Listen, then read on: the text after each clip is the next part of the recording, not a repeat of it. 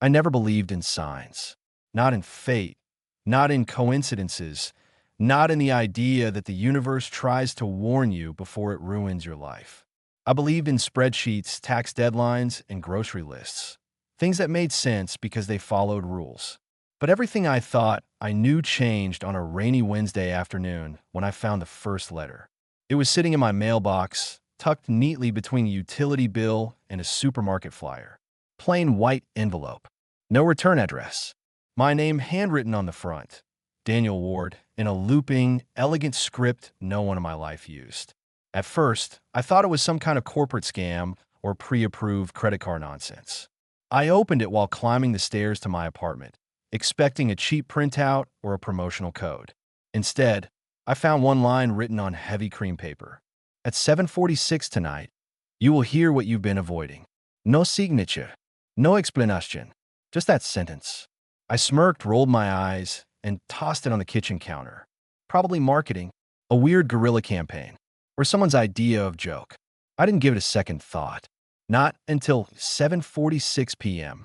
At exactly that moment, and I do mean exactly, my phone rang. The caller ID made my stomach flip. Mom. I stared at the screen, frozen. She hadn't called me in months. Not since the argument. Not since I told her I didn't want to talk about Dad anymore. My thumb hovered over accept. I didn't want to hear her voice. I didn't want to reopen wounds I'd spent years burying. I didn't want to hear what I'd been avoiding.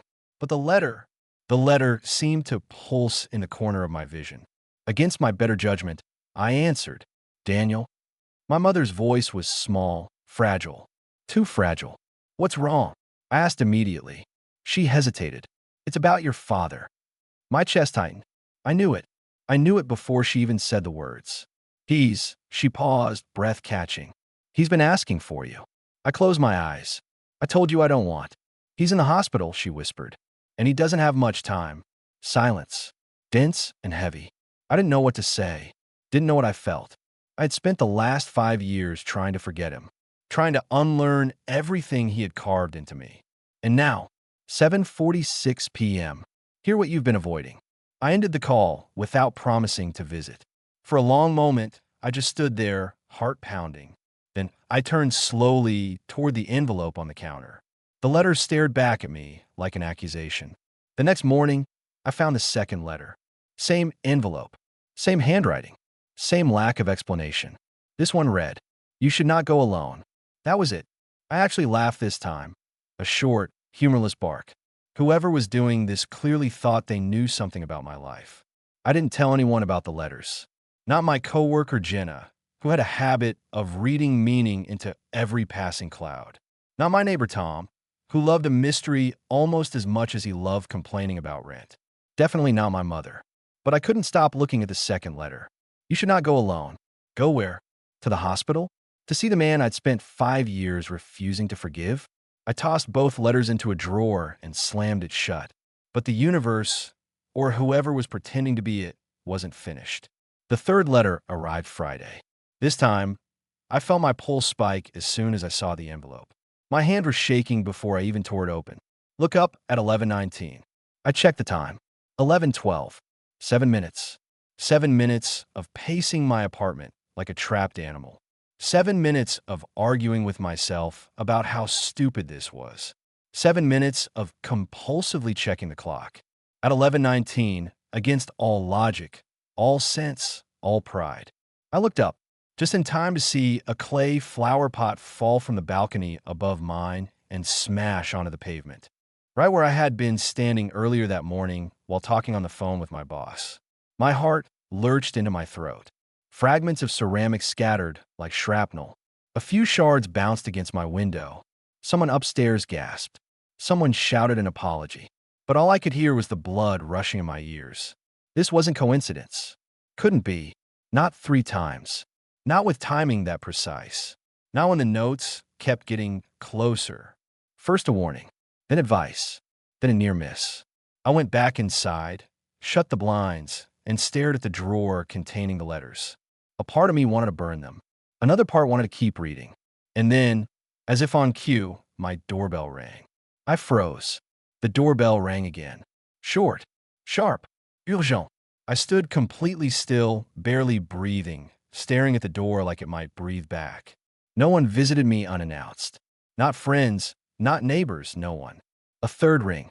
Longer. Insistent. For a moment, I considered ignoring it. But curiosity, or fear, or something between them, pulled me forward. I opened the door just an inch.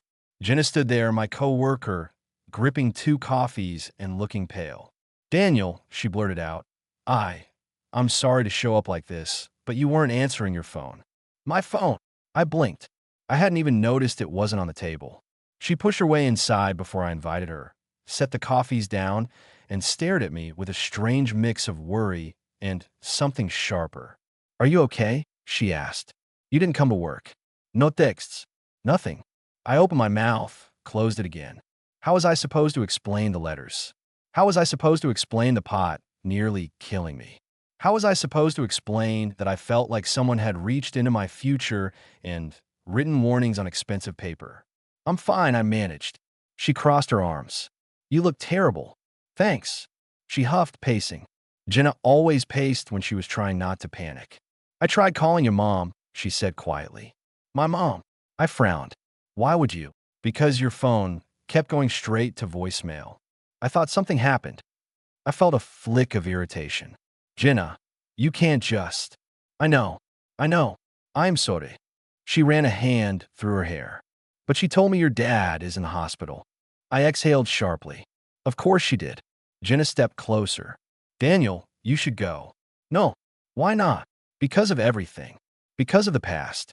Because of the letters. Because of the truth I've been running from for years." Instead, I said, "It's complicated." Jenna softened. For a long moment, she just watched me, as if trying to see the thoughts I refused to speak. Then her eyes drifted to the kitchen counter, to the drawer, the one holding the letters. She tilted her head. "What's that?" "Nothing," I said too quickly. Her eyebrows arched. "Daniel." I sighed, rubbed my forehead, and pulled the drawer open. The envelopes stared up like silent witnesses. Jenna leaned closer. "What are those?" "Letters," I said, "from someone who knows too much." She blinked. "Like a stalker? Like someone who's predicting things?" I corrected quietly. She laughed out of reflex, then froze when she saw my face. "You're serious?" "Yes." I handed her the first letter, then the second, then the third. She read them slowly, her eyes widening more with each one. "You will hear what you've been avoiding. You should not go alone. Look up at 11:19. Her voice crackled slightly. "Daniel, this is—" "I know." She set the papers down with trembling fingers. "Someone is messing with you." "No one knew about Mom's call," I said. "But they could have guessed." "No one knew about the flower pot." "Well, maybe they were watching." She stopped, realizing how that sounded. I sat heavily on a chair. "I don't know what's happening." She sat across from me. The room felt too small, too quiet. "What are they trying to help you?" she offered weakly. I shot her a look. She shrugged. "I'm just saying. The letters aren't threatening. They're guiding." "Guiding me where?" "I don't know." She hesitated. "But maybe the next letter will tell you." I swallowed hard, because the next letter came sooner than either of us expected. At 3:07 p.m., my doormail slot clattered. An envelope slid through and fell to the floor softly, like a feather. Jenna and I both jumped. She stared at me wide-eyed. "Did you order a horror movie life subscription I don't know about?" I ignored her and picked it up. Same envelope. Same handwriting. My fingers felt cold as I tore it open. Inside was a single sentence. "If you want to understand, bring her." I stared at it, heart stuttering. Jenna leaned over my shoulder. "Bring her who?" "Me." I didn't answer, but my silence was enough. Her eyes widened. "Oh no, absolutely not. Daniel, I'm not going along with whatever psychic scavenger hunt you've been dragged into." I read the sentence again, over and over. "If you want to understand, bring her." Jenna paced again. "They can't mean me." "Why would they mean me?" "I don't know anything." "Exactly." She didn't. And whoever wrote the letters shouldn't know she was even here. But they did. I felt the room tilt slightly. "Daniel." She grabbed my arm. "Listen to me. If this is dangerous—" "I don't think it is," I said quietly. She gestured wildly at the envelopes. People who drop prophetic letters into your mailbox are dangerous by default. I let out a shaky breath. I think they want something from me, not to hurt me. How can you possibly know that? I just do. She stared at me for a long moment. Then she pinched the bridge of her nose. Fine, she muttered. If we're doing this, you're buying me coffee first. A surprised laugh escaped me, the first normal sound in days. But beneath it, fear coiled in my stomach. Because even though I didn't know who was writing these letters, I knew one thing. The next step had already been set in motion. The instructions came an hour later. Another letter, another envelope, dropped silently while we were still debating whether we should call the police or a therapist. This one was different, though. Inside was not just a sentence. It was an address. An abandoned train station 30 minutes outside the city. Jenna stared at it, pale. Nope, absolutely not. I've seen horror movies. This is how people die. But something inside me, something heavy and inevitable, whispered, you have to go. Because this wasn't random. This was connected to Dad, to the past I'd buried, to the part of my life I had refused to look at for years. And now it was clawing its way back. I folded the letter carefully. We're going, I said. Jenna groaned into her hands. I knew you'd say that. The abandoned station looked like something pulled straight out of a forgotten chapter of the city's history. Rusted metal beams, a roof that sagged in the middle, cracked tiles covered in dirt and old leaves. Everything around it felt still, too still, like the world was holding its breath. Jenna parked the car and turned off the engine, gripping the wheel as if it could save her. This is insane, she whispered. Daniel, normal people don't follow mystery letters to abandoned train stations. They call the police. Or a priest. You can stay in the car, I said quietly. Like hell I'm staying in the car, she snapped, unbuckling her seatbelt. If something happens, at least you'll have someone to run slower than you. That's comforting. You're welcome. We stepped out into the chilly air. Gravel crunched under our shoes. The wind whispered through broken windows like the building was breathing. My pulse hammered in my ears.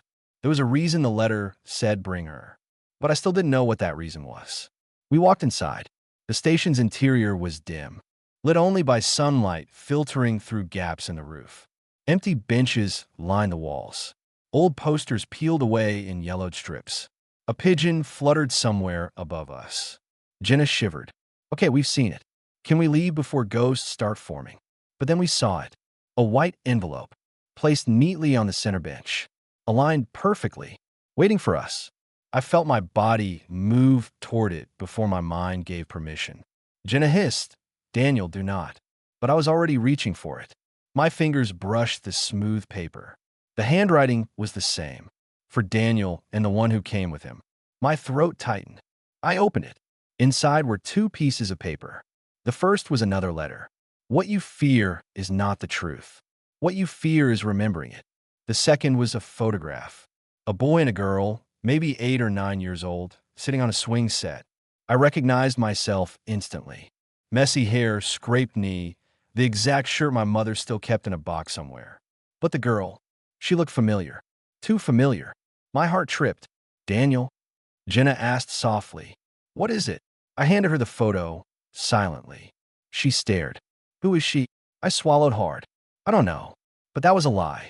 Somewhere deep inside, something stirred. A memory I'd slammed a door on decades ago. A face blurred by time. A voice just out of reach. A friendship cut abruptly. Jenna frowned, then looked closer. Wait. Daniel, look at the date. Printed faintly in the corner. August 4th, 1998. That's... I started. The day your dad disappeared the first time, Jenna finished, eyes widening. I felt the air leave my lungs. The letter in my hand suddenly felt heavier. What you fear is not the truth. What you fear is remembering it. I don't understand, I whispered. Jenna opened her mouth to respond, but a sharp metallic sound echoed through the station. Like a gate closing. We both whipped around. A silhouette stood near the entrance. A tall figure, unmoving, watching. Jenna grabbed my arm. Daniel. The figure didn't approach, didn't speak, just lifted a hand slowly and pointed to the far end of the station, to a boarded-up maintenance door. Another envelope was taped to it. My heart pounded.